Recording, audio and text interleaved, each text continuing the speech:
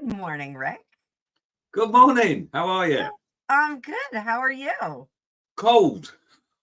Yeah, you said that. So I'm just pulling up our comments here.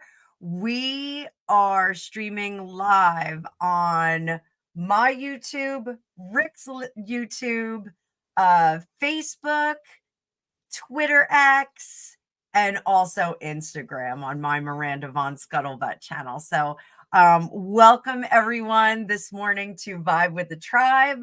Just to remind you, what we're doing over here is this is our Monday morning kickoff.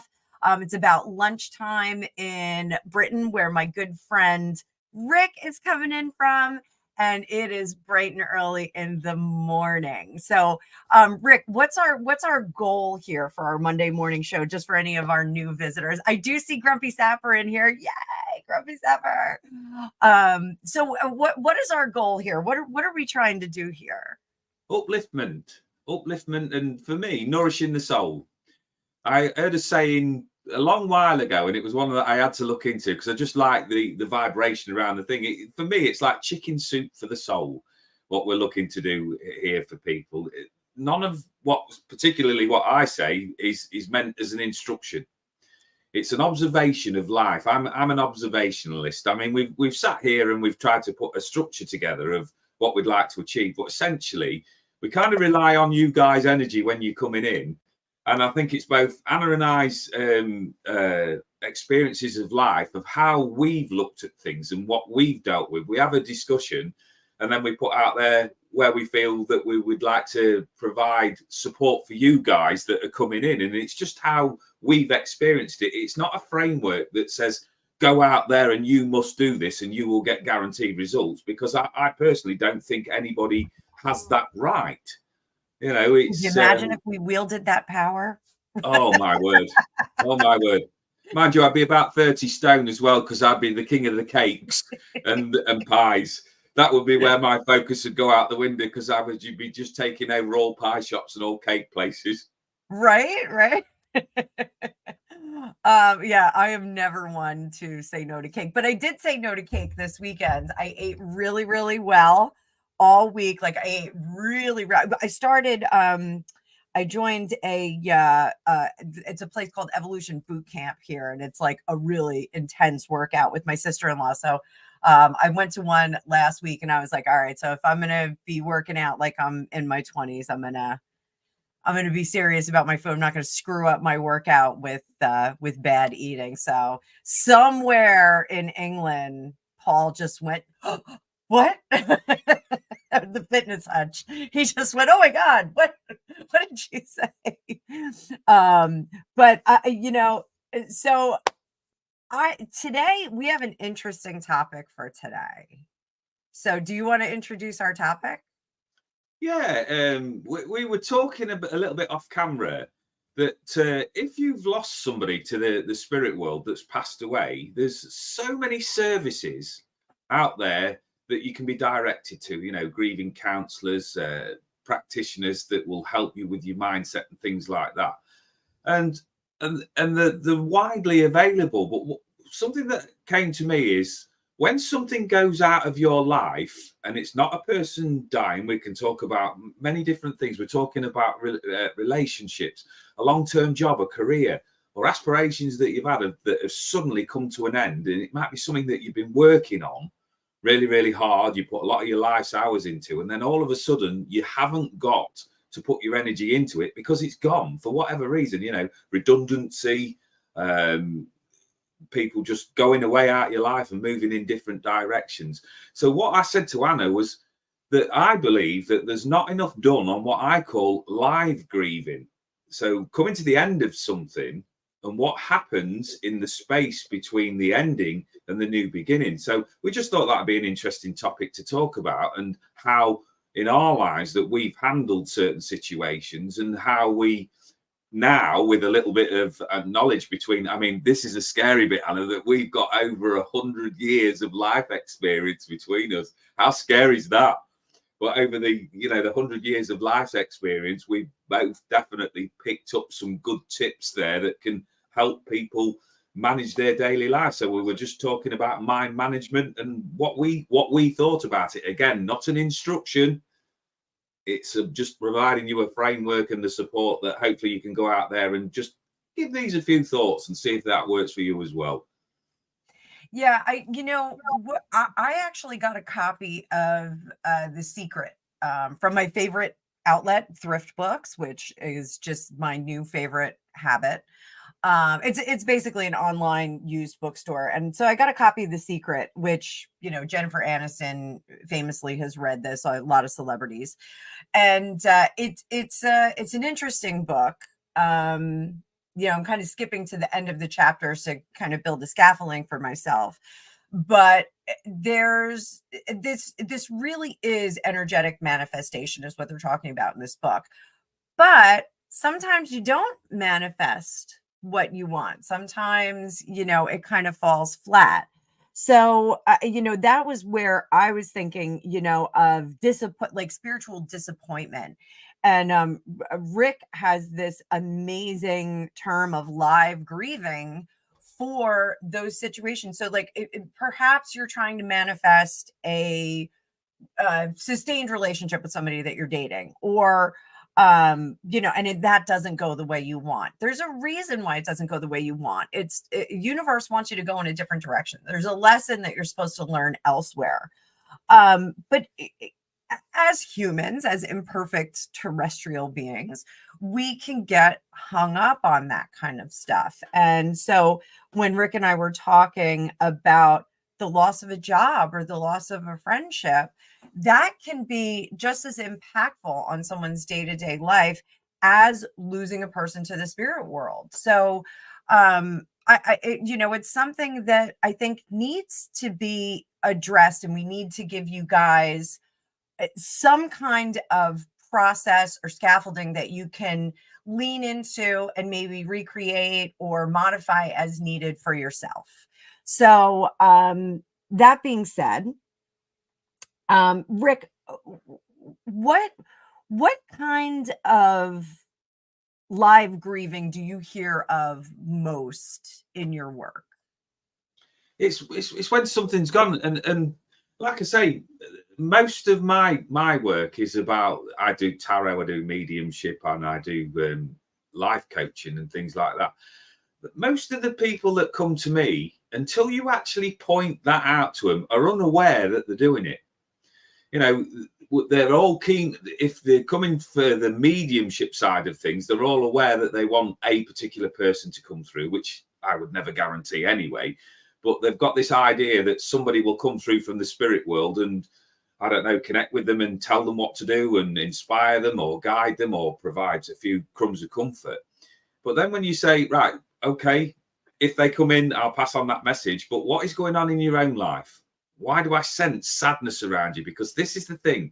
When you're an energy worker, like we both are, people present with certain energies. Now, it's up to the client to sort of say to their reader or the person that they're working with, what's going on? Because we'll pick it up, we'll sense it without any shadow of a doubt. When your cards come out for you, whether it's me having a mediumship session or a counseling session with you, you will come out with some sort of energy because it comes in before you. And people aren't always aware that that's a problem until you highlight it. Now, you can't do counseling guidance work with anybody unless the problem is switched on. It's like trying to go into a darker room and make a difference to it without putting any lights on. So I would say that a lot of the time when I bring it up, it's a little bit of a shock to them because they're not expecting that if they come for a reading, that they want to connect in with a particular spirit person. But then we go, right, we'll take aside all of that and ask you what is going on in your life. And it's encouraging people at times to be selfish, right? And people don't always understand this concept because what I'm saying to them is take time out for you. Put aside all of the labels of all of the things that you've got to do, whether it be male or female, whether you're wife, husband, brother, sister, take away all of those labels. And it was done to me recently. And I found it quite scary because they sat with me and they said, who are you? I said, I'm Rick Paul. And who is Rick Paul? I went, well, I'm a dad. I'm a dad of three lovely kids. I'm a husband of 28 years. I'm a brother. I'm a son. No, let's take away all of that. Right. And I was struggling for reference. I said, well, I'm a psychic medium. I'm a life coach. No, take away all of that. Who are you? And do you know what? For once in my life, I didn't have an answer. I didn't have an answer. And they were going, well, this is why you're exhausted. Because if you don't know who you are, how can you ask for help? You might be just stumbling on blindly. So my ideas with this live grieving thing is to put out there that there are people out there that understand. But the clients, be honest with you, very rarely do until you point it out. Yeah, that's sometimes I have clients come to me and they say, I don't know what I need to know, like just do a general reading. And that's when I do that bucket reading, and I line up like a bunch of buckets. I'm like, what kind of stuff do you have going on? Like, do you work? Do you have a robust social life? I don't want to say healthy social life, but a robust social life. Do you have kids? Do you have family? Do you have a vocation? Do you have a hobby? And then I do, towers of cards with all these different buckets, and we figure out which one's screaming at us the most. So, a lot of the time, you have to peel away those layers, and you kind of have to say to somebody, this seems like you need to focus on it. And they go, yeah, I really didn't want to do that work. I just didn't. So, we want to try and give any of you that are experiencing this little bite-sized bits that you can start to make little tweaks in your life. There's the movie The Patriot with Mel Gibson, which I love. And he says, aim small, miss small. And the changes that we need to do in our life. Oh, Fitness Touch is here. Hi. We were just talking about you.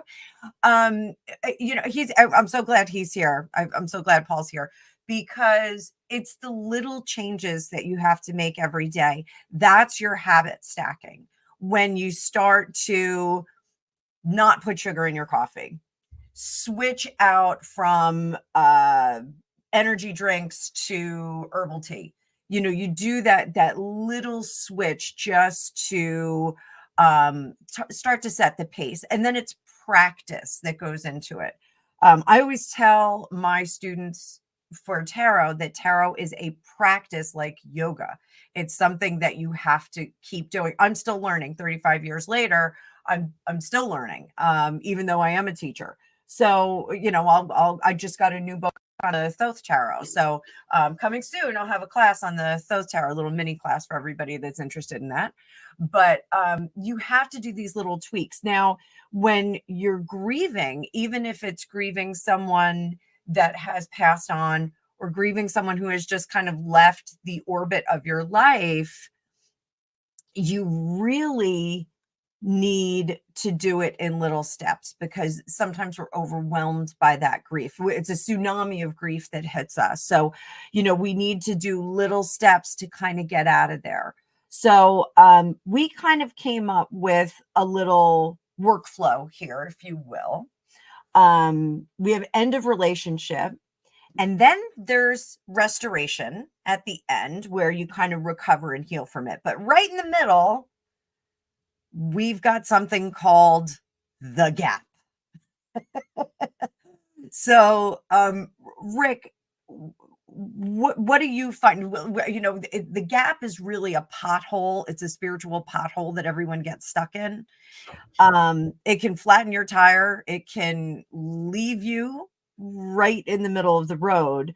But what do you see in the gap that is the most sticky and inhibiting factor for people that you work with?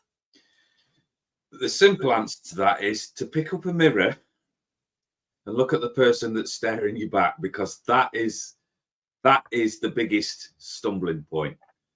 My recent, and this is why I'm doing my best to be honest with people. My recent, my dad passed away last September, and there's all structures in place for that.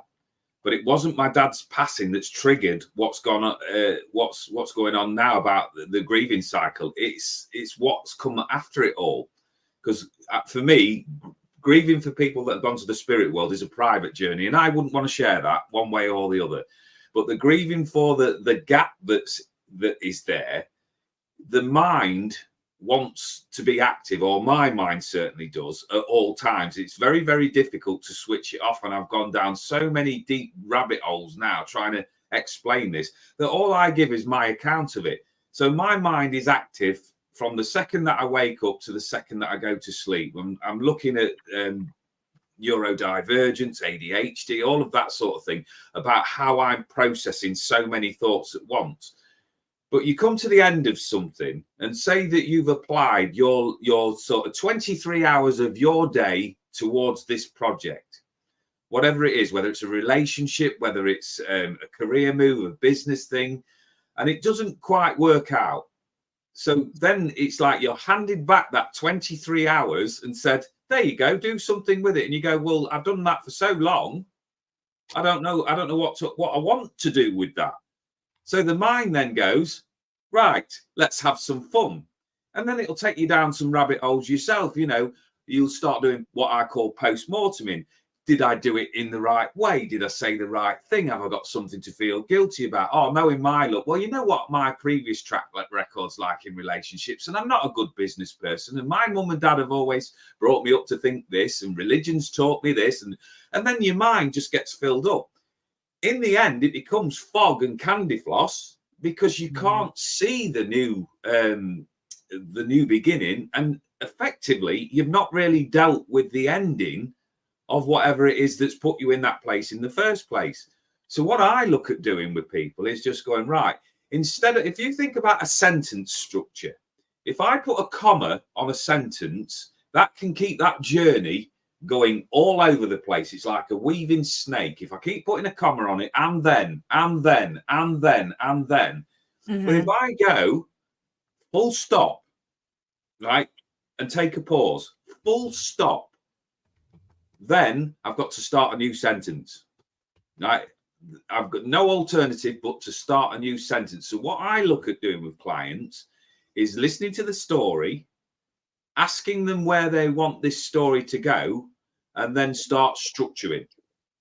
So once we accept the ending, we can usher in the new beginning. So what I talk about, my key word when I'm doing this work, is acceptance of the ending. It's not liking it.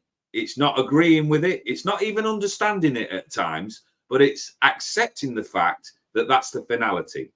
Because then you can start bossing your mind of just going, right, I don't like that particular, the fact that somebody's walked out on me, or I've lost a friendship, but it's happened. And that's in my reality.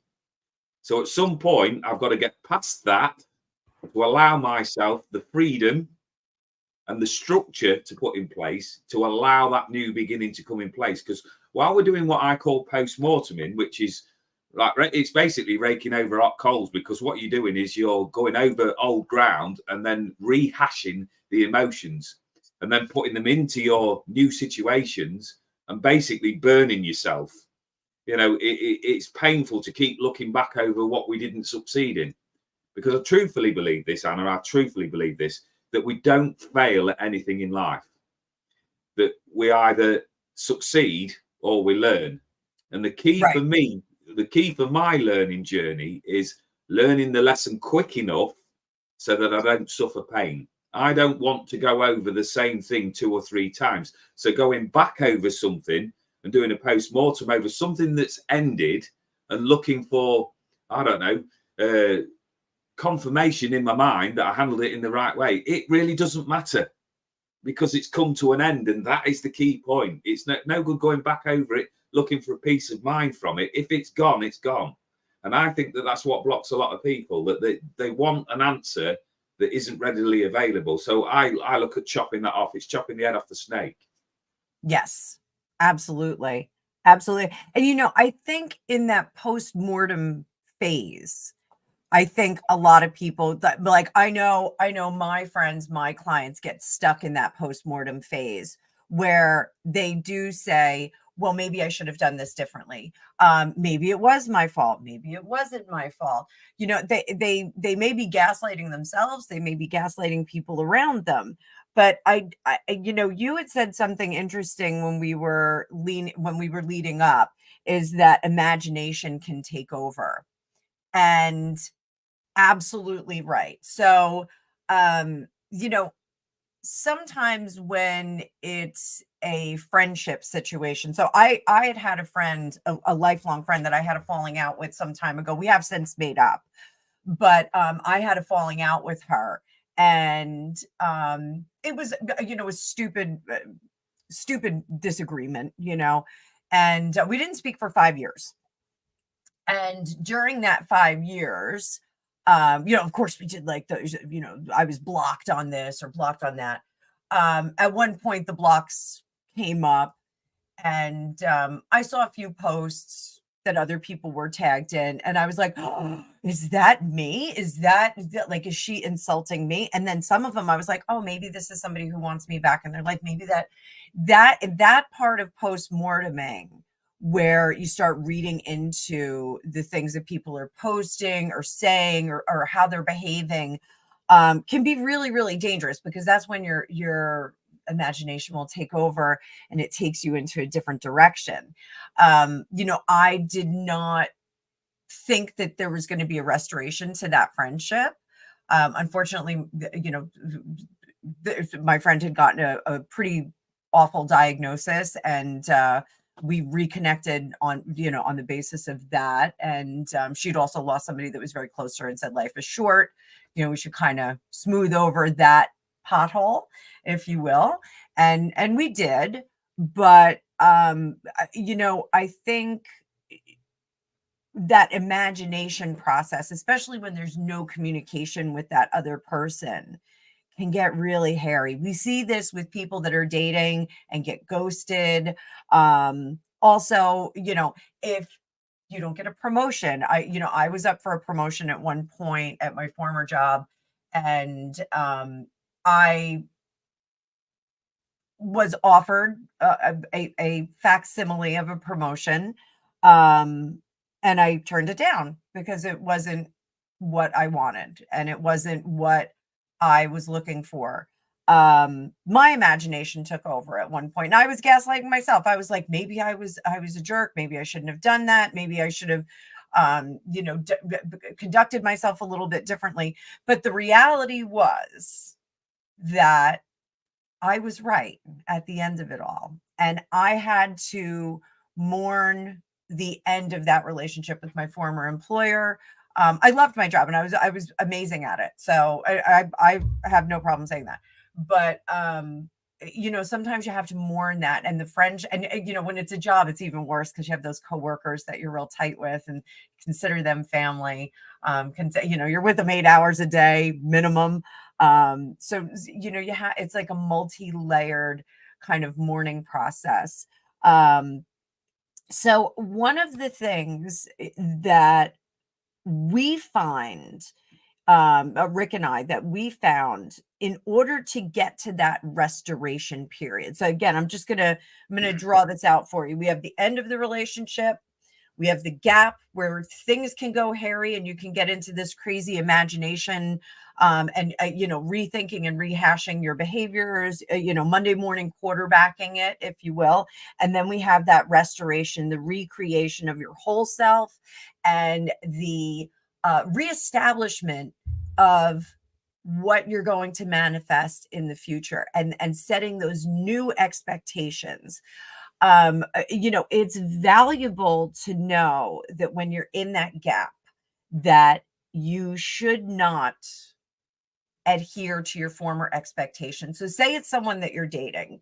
Say you meet someone on a dating app, you get into the relationship, and it turns out that it's just booty call. It's just the other party does not have the same goals. Your goals are not in alignment for a sustained, healthy, mature, committed relationship. One party is just kind of hanging out, and the other party is a bit more invested.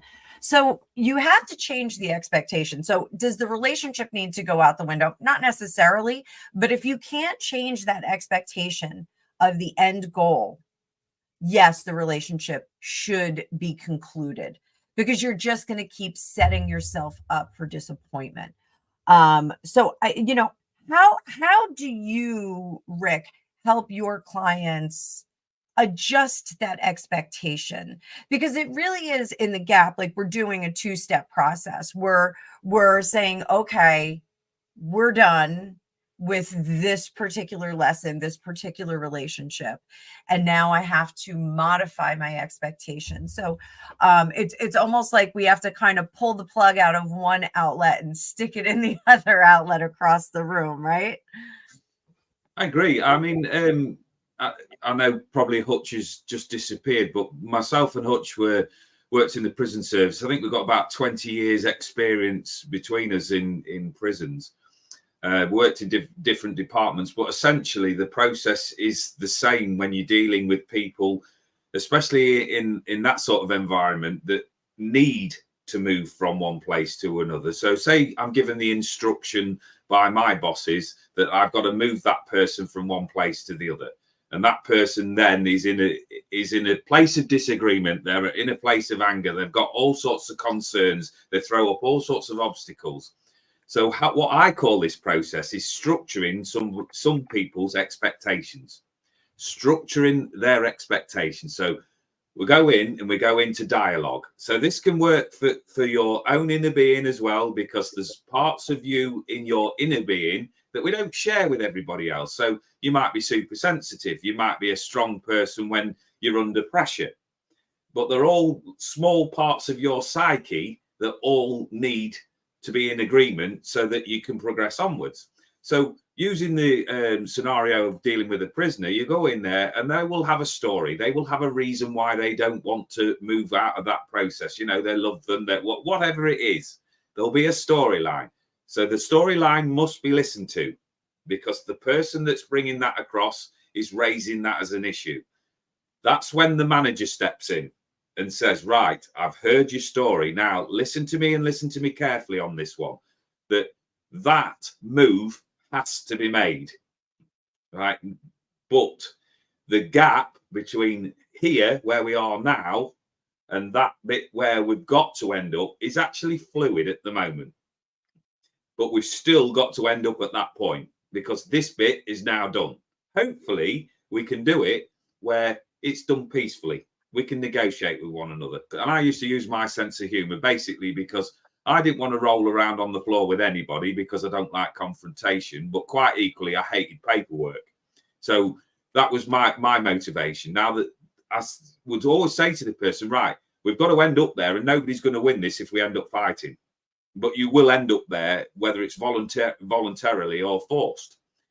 So it's kind of like that when I go into the psyche of just going, right, I know that I need to get from this place to that place. But the good thing about that is it's voluntarily. So I can do it in the most pain-free way possible. But I've got to negotiate as I go along the way, because the things that you've lost and that have gone, they're still realistic to you because they're in your reality, or your brain wouldn't be raising the fact that I'm in pain. Right. But the ongoing thing is that we've got to get to that new beginning. And this is why I always come out with "and then what?" Because it's once we accept the storyline is completed, and then what? So what do we fill that gap in with? So my thing is a mixture of counselling, it's a mixture of listening, it's a mixture, and one of my biggest hobbies with people is listening to their dialogue, listening to their language patterns, building a sort of a camaraderie with them, so that you're on the level of understanding of what they're viewing it through and what filter they're using, and say, where do you want to end up? You can put a timeline in for them. Where do you actually want to end up? Is it in your reality, like say with a relationship there, that there's a realistic possibility that you could get that person back? And this is where you've got to be careful, because people might want to go back, but then you ask them, what level of vibration are you working at? Because we spoke about energy off camera. So if you've got somebody, let me say you get quite addicted to them because they're quite strong-minded, they're a good organizer. Now, if you're going to work on a long-term relationship, you're basically like this, you're like a metronome that's going like this. And it's not always going to be perfect.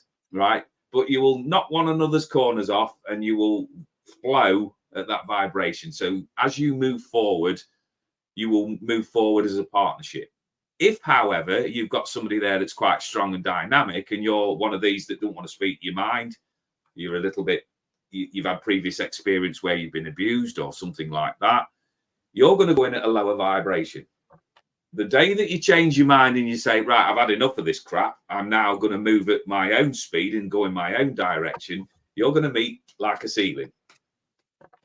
Because that Absolutely. person's going to be content about being there because you're there. Once you go there, there's a whole lot of other things that are going to go, why are you doing that? Why? So it's, again, it's this process of negotiation. It's how you see yourself. What is your vibe like? We talked about this with Vibe with the Tribe. What is your vibration like? On your best day, I've no doubt that all of these people on there that are commenting, on your best day, you're world beaters.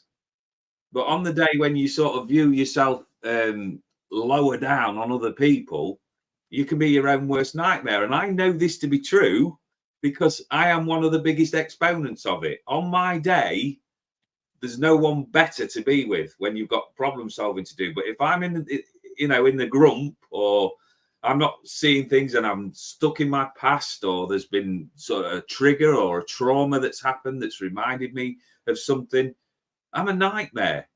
So it's actually what we talked about is that need to have a rest sometimes in that gap. And I liken it to Dorothy out of The Wizard of Oz when she stood in that cyclone with all of the bits of crap flying at her. So I look at it as like, we'll provide you with an umbrella while you make a decision. But the end result of that consideration is, where's my positivity coming from?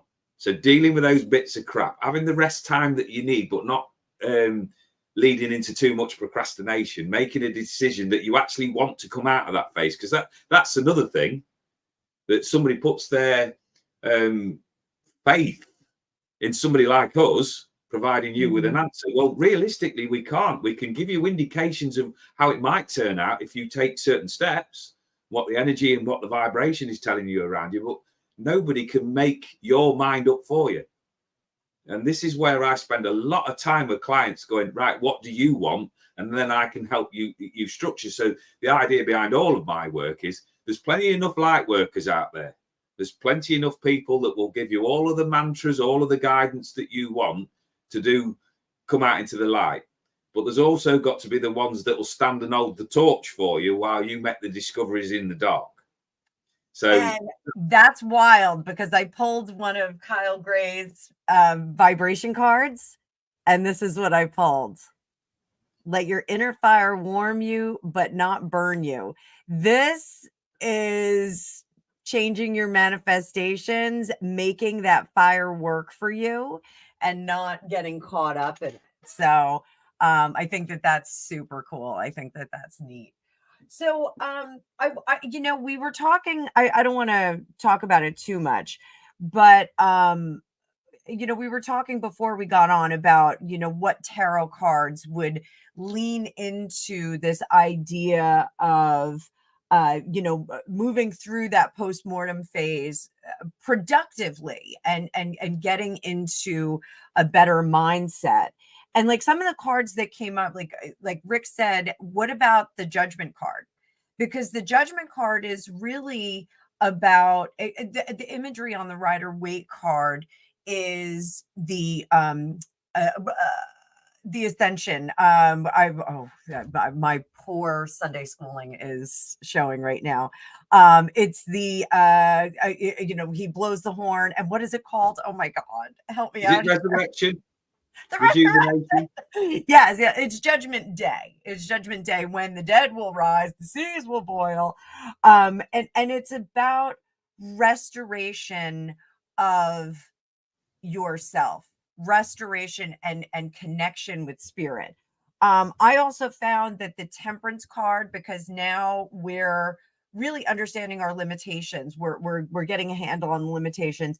Death card, of course, is radical change, unstoppable change. Either you change it now or you're going to change it later. So interestingly, I found the Knight of Pentacles in reverse. And I think the Knight of Pentacles in reverse is curious as someone who is evolving and restoring oneself. So the Knight of Pentacles is setting up foundations when he's in the upright.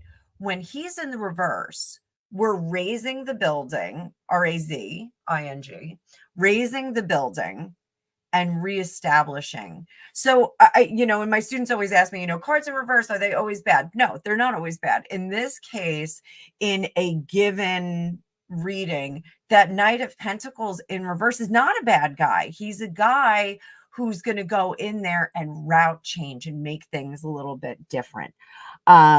So our call to action, and I apologize, guys, because I have a hard stop at 9:15. So our call to action that we came up with is managing your thoughts.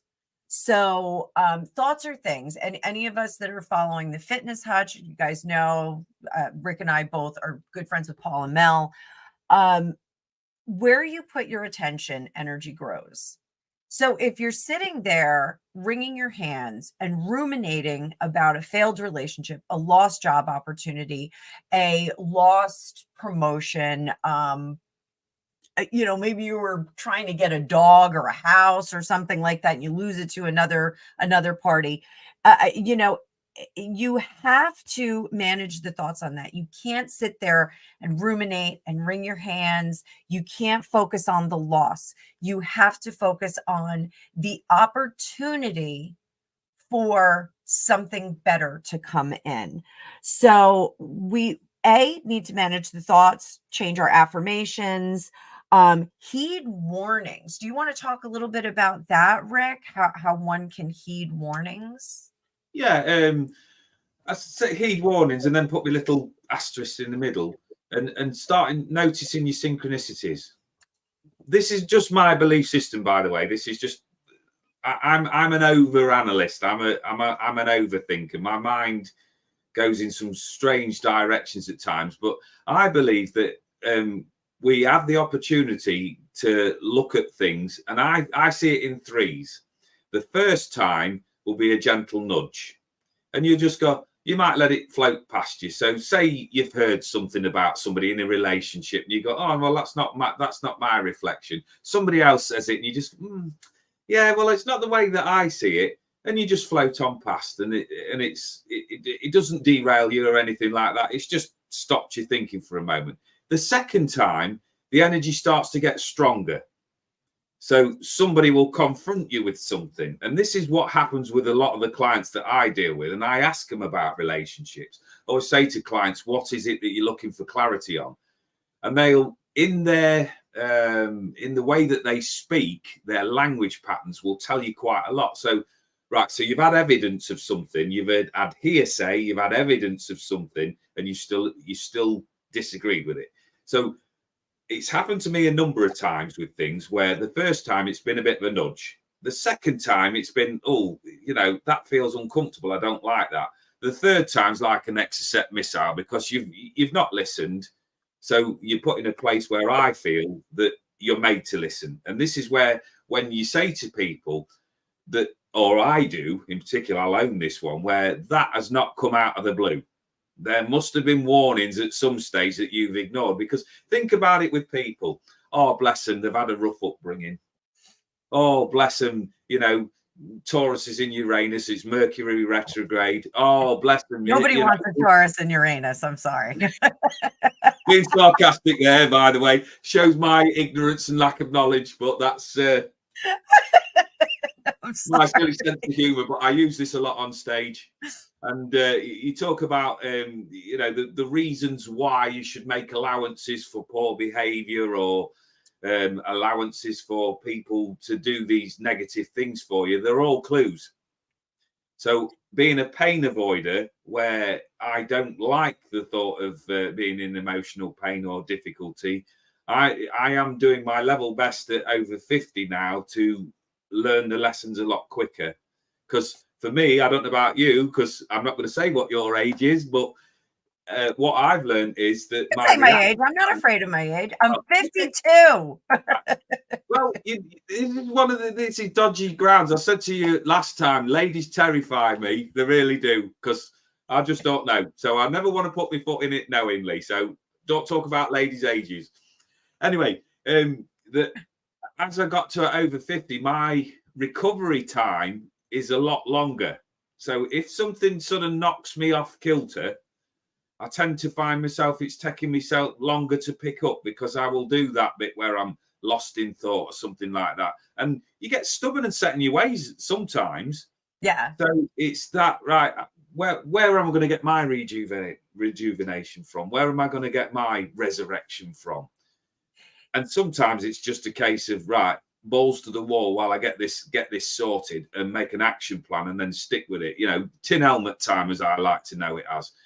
Yeah. But the thing is, what I always remind people, and I do a little bit of an experiment with them, I says, think about whatever your problems are by all means, but I want you to just think for a moment, what has been your worst ever day? Right. And every single time I've said this over the last it's been nearly 7 years now since I started working on the spiritual circuit.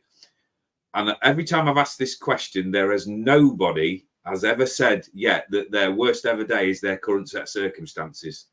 They always go backwards. I don't ask them to actually relive the trauma or anything like that. But I said, what is the common occurrence with any trauma that you've been through in life?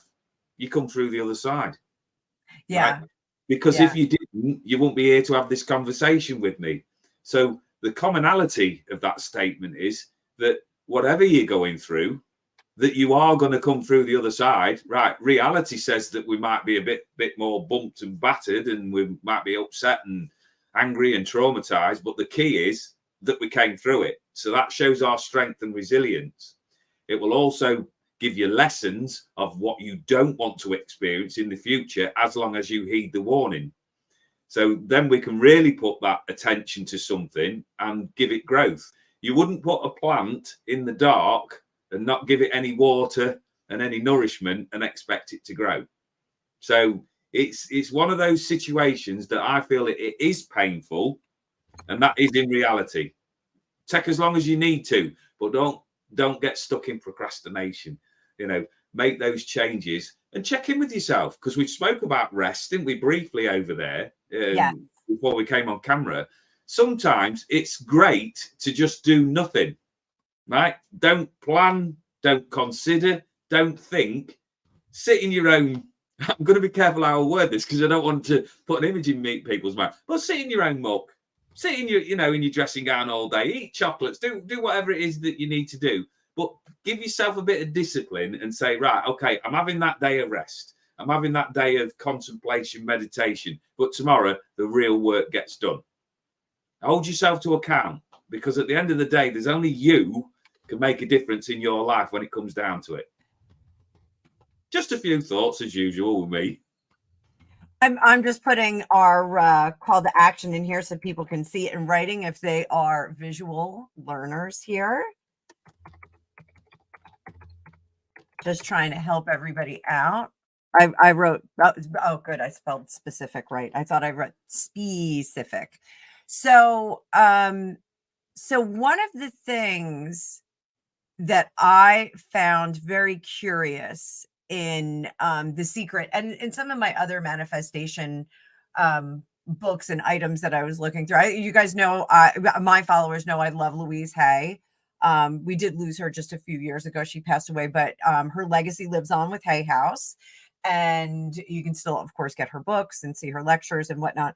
But she would always, she's like the queen of affirmations. She really stressed the mind and spirit over body, that we can conquer different ailments and different things. And those can be physical ailments, or those can be spiritual or psychological ailments. We can really work to manifest those.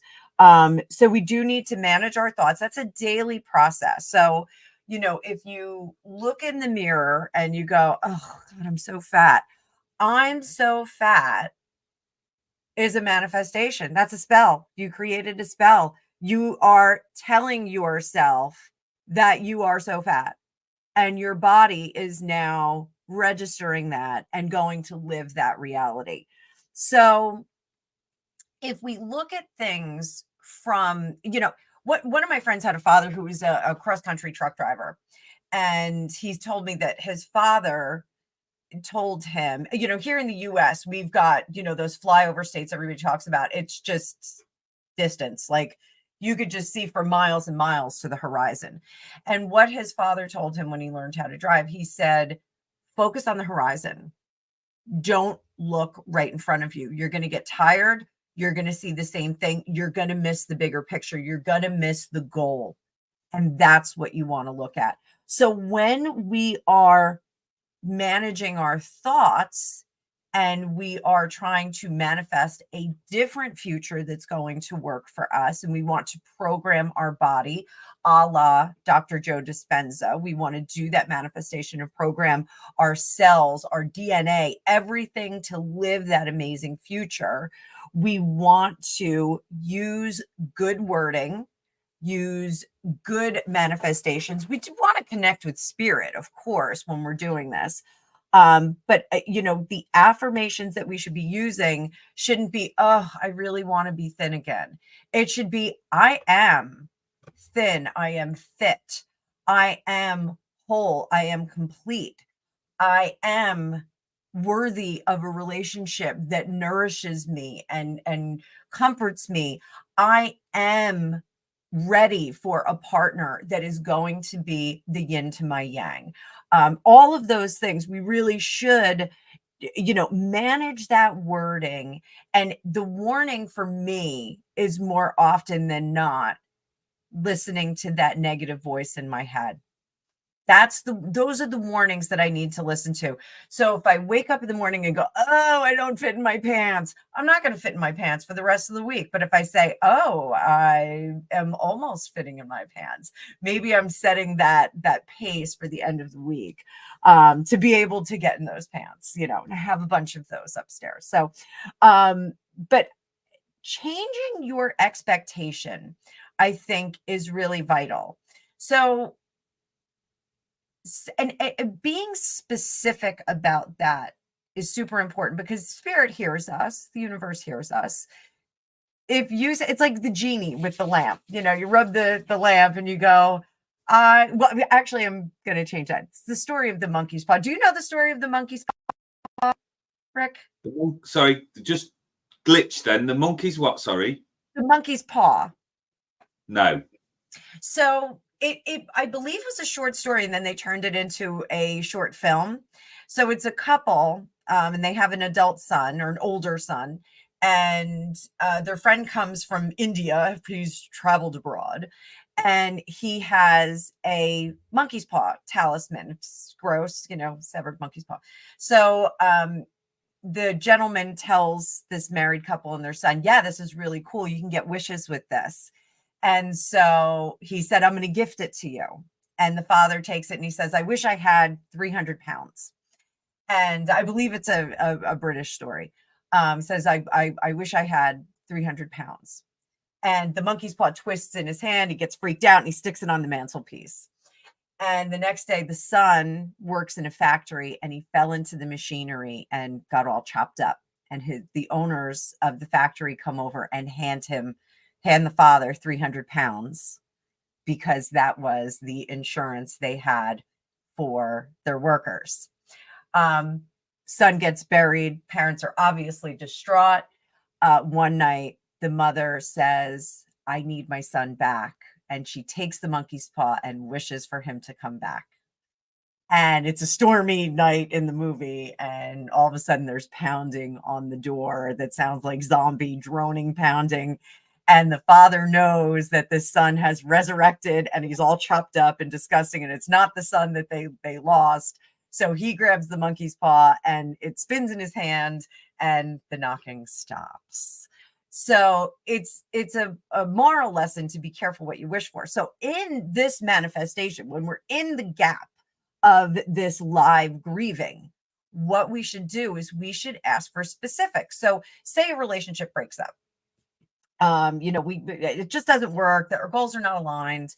And one changes their expectation, says, I want to be in a good relationship.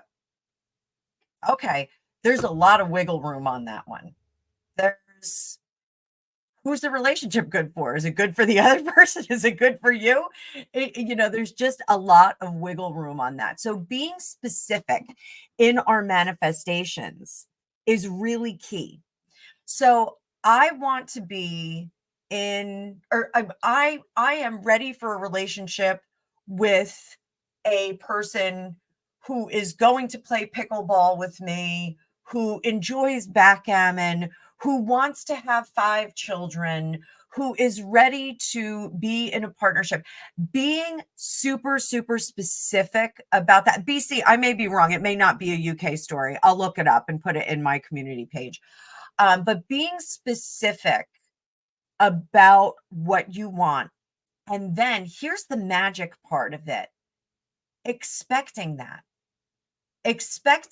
person to roll into your life. Now, I had split up with my kid's dad, and I was barely working. I had like a silly part-time job. My kids were little. I had zero savings. I left with $50 to my name. I was very fortunate that my father was like, I will set you up, just get back to work and do what you have to do. When I had gotten established, I had 2 friends, and they're both both of them. One was active law enforcement, and one was former law enforcement. 2 guy friends of mine, and we're sitting on my little deck at my condo, drinking wine, watching the tourists go home. And I was like, I'm ready to date. I want to date somebody. I'm like, I want you guys to set me up with somebody. Like, I really want personal references. And so they said, well, let's make a list. So I made this list of attributes that a given spouse would, or person to date, someone to be involved with would have.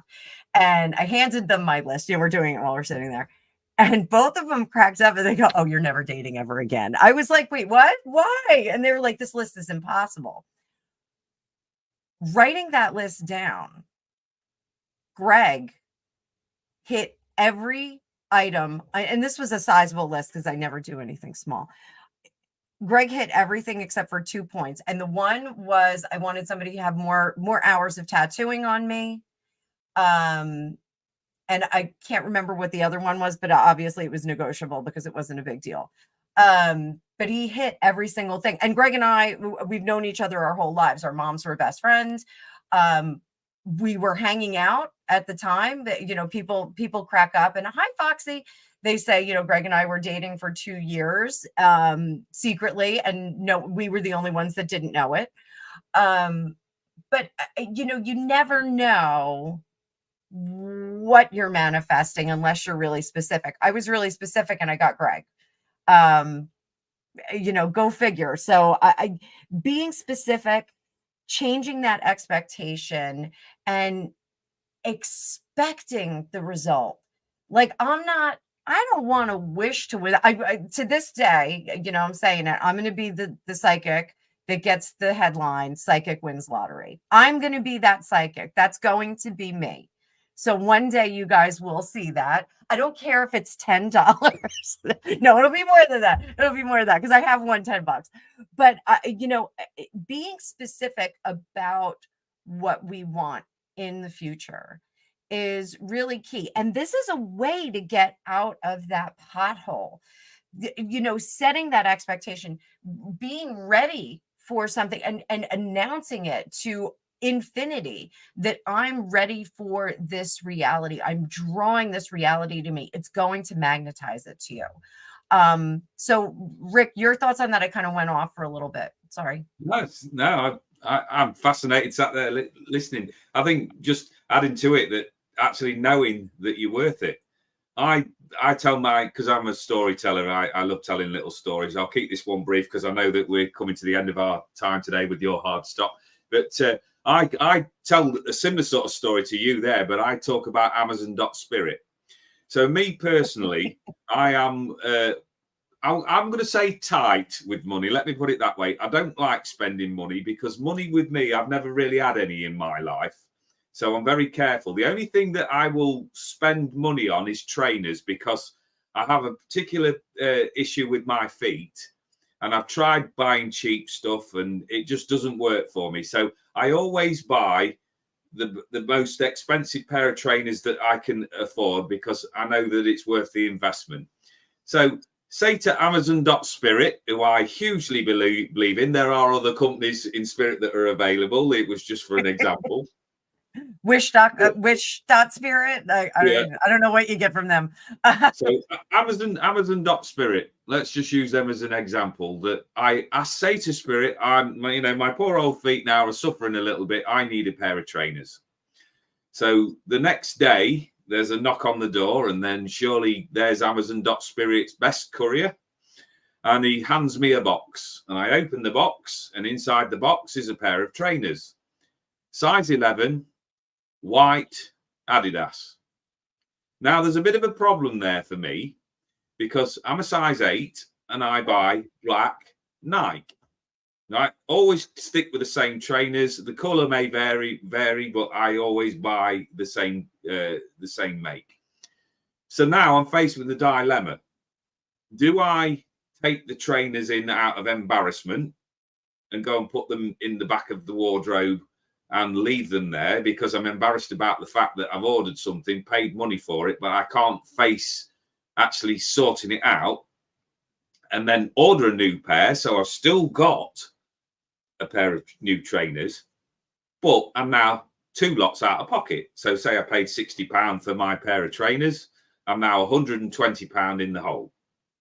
Or do I send them back and ask for a specific pair of size 8 black Nikes? The thing is, with the people that can't face up to the fact that they need a restructure, is what tends to happen is they will keep those trainers in the background. They will order the new ones, and they will be £120 out of pocket. But here's the added bonus: what a lot of people that tend to do with this story is they will also go back to that wardrobe and look at the pair of size 11s that they've bought, and then beat themselves up because they haven't got the wherewithal to turn around and just go, no, that's not acceptable. So once you're specific, you don't waste any energy on stuff that you've done. You know, your expectations are set at this level, and don't settle for anything less. Be open to change and compromise. That we will all make mistakes because we're human beings and we're always learning and evolving. So for me, it's all about how hard you treat yourself.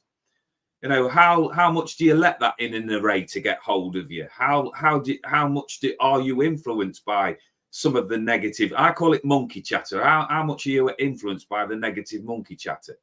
This is where I feel that the managing director who's upstairs in your mind needs to step in and right, okay, so we've got a realistic agenda here, that there is a problem, that I've wasted £60, but there is an alternative. I can send that back and get my money back. So no harm, no foul. Or I can choose to focus on the fact of the mistakes that I made leading up to this revelation. So when you order from Amazon.spirit or wherever you order your life there, whatever you're manifesting, be very specific.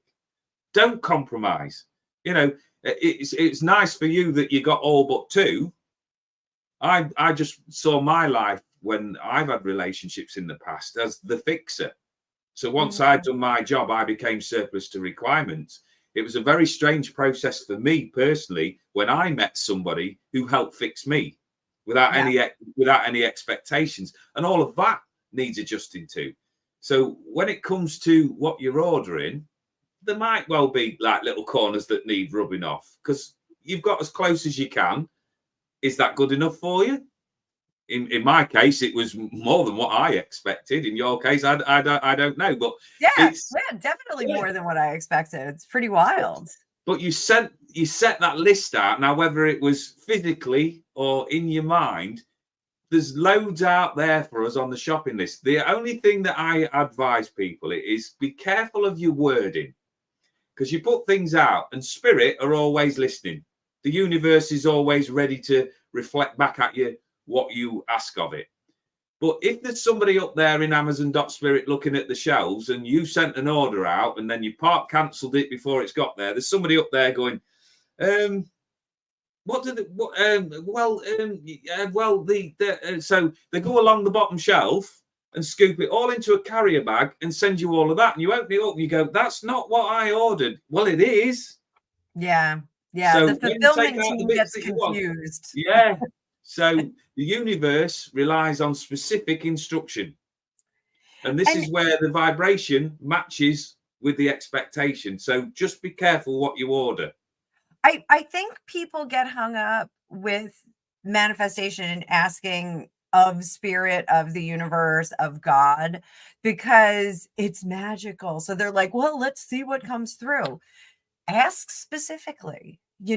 People have been doing this in temple, in church, in mosques forever. They, sit and they pray and they ask God for things, or their particular God. Don't be afraid to ask our guides to help us. Don't be afraid of that. So I'm going to jump, but and I'm sorry that I really wanted to keep this time free, but I made this appointment a few weeks ago. Rick, I am going to do a live tomorrow. I was planning on scheduling a live, and there was Anne in the comments asked if we would be doing the live together. Would you like to do a live reading for people tomorrow? I don't want to put you on the spot. I don't know what your schedule is like. What is it tomorrow? Tuesday. I should be okay. Shall I bring my tarot cards myself as well, That's what I'm thinking. and do a bit of general work like I do? We don't work in the same manner, but I'm sure we can come up with something. It's absolutely a complementary manner that we both work in. What we'll talk offline and schedule for something tomorrow, because I was planning on doing live readings tomorrow anyway. So we'll coordinate on Facebook Messenger, and we'll put something together for tomorrow. Your time schedule a little bit earlier in the day for me, so we'll have some fun with that. No problem at all. All right. So everybody that's here, same time next Monday, we're going to keep doing this because it's fun and it's good for our heads and it's good for us. If you haven't subscribed to Rick, please go over there. I did put his information in the description of this video and also in the comments. Wifey Dueling Tarot, Alicia's still, coping with her the medical needs for her mom. So that is indefinitely on hiatus, but we will bring it back eventually. I'm not pushing that, because Alicia will not be coming back until the fullness of time, as in the words of the late Queen Elizabeth. So I'm not pushing her to come back anytime soon. So Rick and I will be doing this in the mornings, which is a little bit different from Dueling Tarot. And we're going to uplift everybody and get everybody into good spiritual shape. So very cool stuff. So, all right, I am going to jump right off, Rick. So I'm going to end the stream and then jump out of the studio.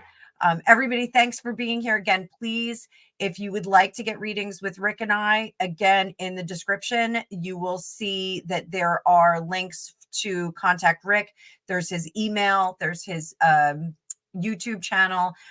Just go on over there. My scheduling link is in there as well.